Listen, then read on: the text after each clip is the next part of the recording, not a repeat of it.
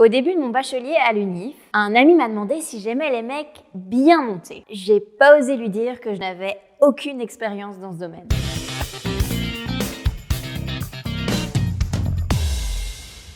À l'adolescence, la sexualité a doucement pris une place de plus en plus importante dans les discussions avec mes amis. On en parle, on en rit, on a envie de découvrir, ou pas forcément en fait.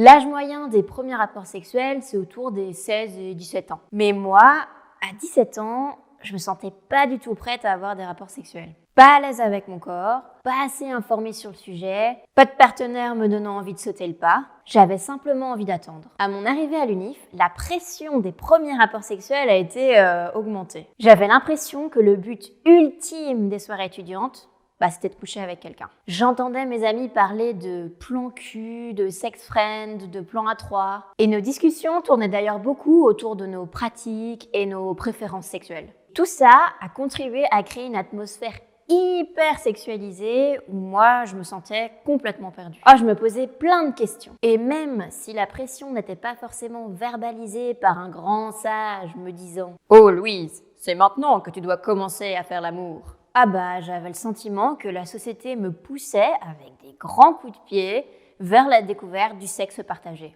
Je pense que cette pression sociale entraîne certaines personnes à avoir des rapports sexuels avant de se sentir prêtes. Et du coup, pour ces personnes, à cause de la gêne ou du stress, les premiers rapports sexuels peuvent ne pas être très agréables. Et c'est vraiment dommage parce que le sexe peut être une vraie partie de plaisir. C'est important de dire que l'envie de découvrir sa sexualité n'arrive pas forcément au même moment pour tout le monde. Certaines personnes ont des envies dès le début de la puberté et pour d'autres, ça peut arriver après 20 ans par exemple. Et c'est comme ça.